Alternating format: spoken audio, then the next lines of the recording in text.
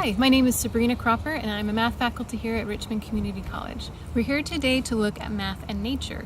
Our trig students in Math 172 section H1 have been exploring how math connects to nature. It could be in their backyard, it could be up in outer space, it could be halfway around the world. So let's go ahead and see what connection they found. The Fibonacci sequence. Hello everyone, my name is Carolina Mendez and I will be presenting to you today the Fibonacci sequence. So what is a Fibonacci sequence? Well, if you look at a flower perhaps, as these trees right up here, you can see up close that there's like a little spiral in them. And that is due to the Fibonacci sequence. History given to this is there was a 13th century Italian mathematician. His name was Leonardo Pisa, well better known as the Fibonacci. And his theory is basically that each number in the sequence is created by adding the previous two together. So for example, if you add 1 plus 1, that's 2, right? So then you take the 2 and then add 1, you get a 3, and so on. And there's also this little spiral right here where you can see the shape of nature in it. We'll give you examples in a little bit more. So what does this sequence have to do with nature? Well, because of its shape, it allows the flowers to have the maximum amount of petals it can on top. So let's move on to the flowers. So as you guys can see, these beautiful flowers not only are pretty to look at, but they also serve as a math problem. So looking at the Fibonacci sequence, we can see how the numbers add up, right? So these numbers at the sum, they actually represent the petals that are on a flower. For example, this flower only has 13 petals. And if you look at, let's say, a lily, it has 3 petals. Buttercups only have 5 petals. So, and that's how they go on and go on. So maybe next time when you look at a flower bouquet or something, maybe think how math can relate to it by having the most efficiency amount of petals onto the flower. Next up, we're going to look at how to solve more of these math problems. Hello everyone, so now I'm going to explain my problem. Although it is very simple, it is very good to have this learned. So it takes a simple technique of just adding the two previous numbers in order to get the sum of the solution. So some people decide to start with a 0. Some people argue that the 1 is better. So let's start with the first one, okay? So we just take the 1 and you add that to 2. And then you take the 2, add that to 1 again. So 1 plus 2 is 3. Take that and the previous number, which is 3 plus 2, and you add that to 5.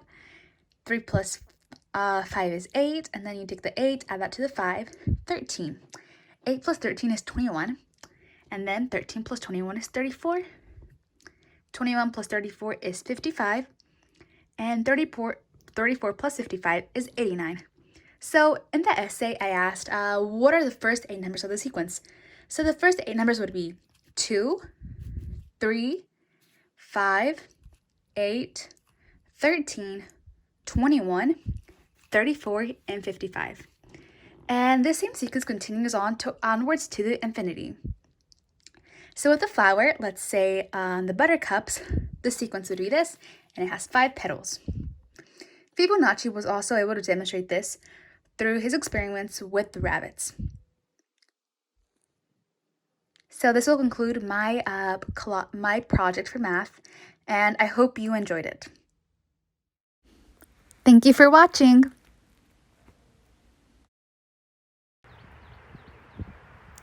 Hello, I'm Aniston Martin and this is my Math and Nature Connection project. I decided to do the spot variations on ladybugs. We see these types of increases in nature all the time, but I decided to find the percent increase. So here's what I did. I said ladybug spot variation is increasing by the year. In 2013, the ladybugs had 35 different spot variations, but by 2015, it had increased to 65. What was the percent increase from 2013 to 2015? To find percent increase, you can use the percent change formula. That is the absolute change over the original multiplied by 100. So to find absolute change, you do 65 minus 35, and that gives you 35. You then put that over 65, and that gives you 0.5385. You multiply that decimal by 100, and that gives you 53.85% of an increase from 2013. Hello, my name is Ariel Norton, and I will be presenting how we can find math within nature while also showing a problem that proves that statement. This is my mother who works with my father with his landscaping service, which also includes building homemade swings. Hello, I'm Ryan. Ariel's father and I gave her a sample problem of an A-frame swing we must build to show her the math that we have to use in order to get the appropriate measures to build the swing correctly. So to start off the problem, I already sketched out the base design of what my father was looking for when it came to the swing. Each leg, he informed me, would be 7 feet each, and the mending bar, which are the 2 bars in the middle, would be 2 feet each. And these are little adjustable slots which allow you to move the swing left or right, whichever the customer is wanting. They would each be half a foot wide, half a foot long, and the bar in the middle would be 4 feet wide, and the 2 outer edges would each be 2.5 feet. And I already took the liberty of adding just the top beam itself together, getting 10 feet in total. And whenever I move down to my equation down here, as you can see, the numbers are a little different. So I'll just go ahead and show you what I did.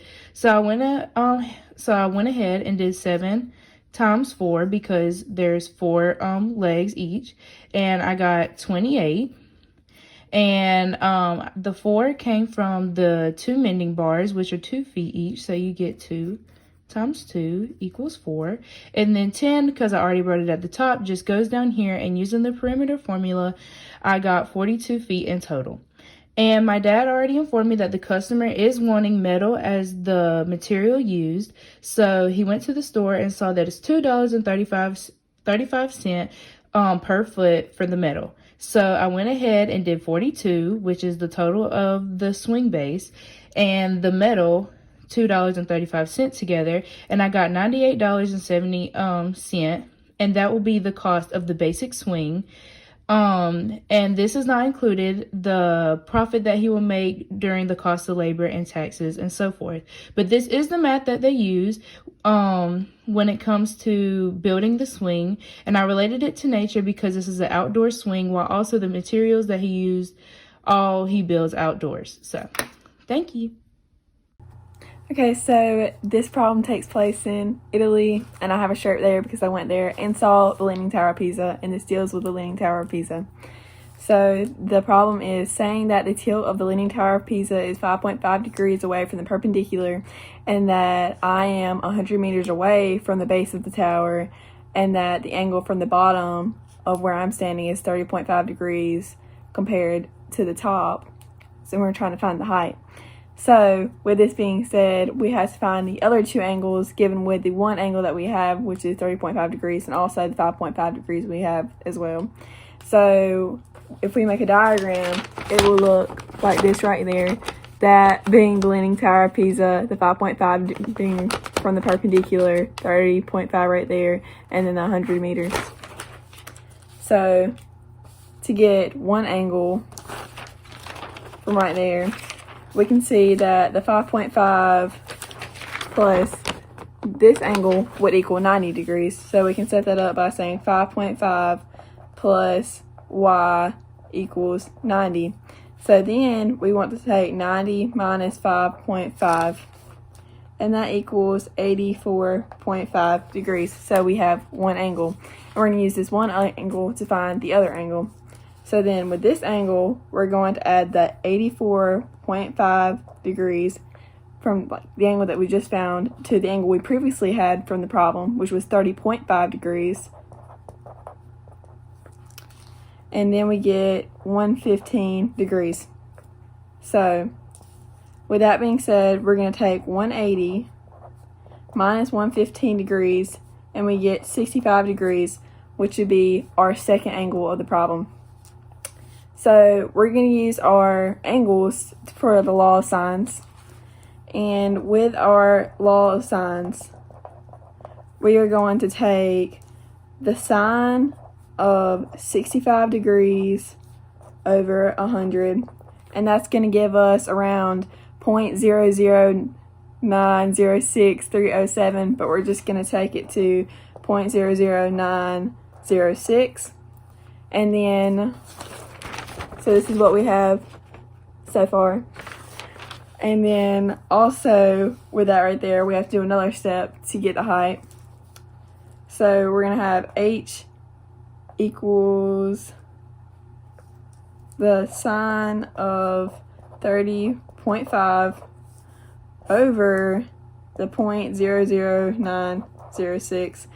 And you could have had this written as the sine of 30.5 over h equals 0.00906, but it's going to have to be flipped anyways to where you can get h equals. So you're going to have to set it equals h to begin with.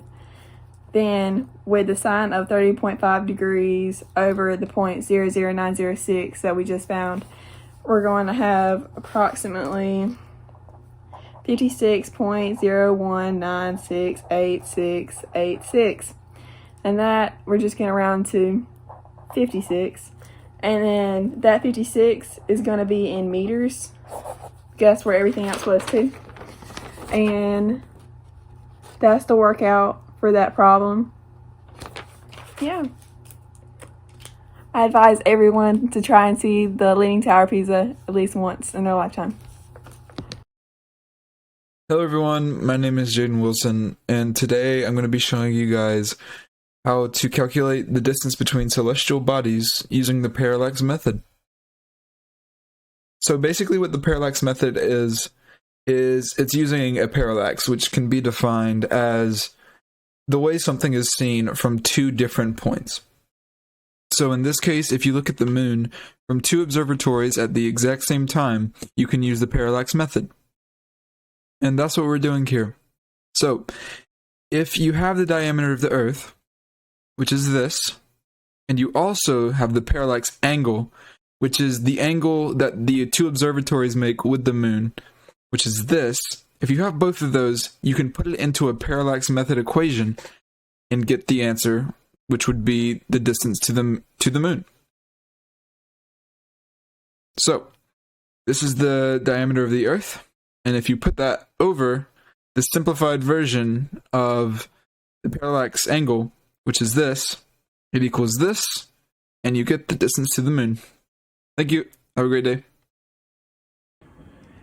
My topic was the Fibonacci sequence, and we can see the sequence right here. It goes 0, 1, 1, 2, 3, 5, 8, 13, 21, 33, 54, etc.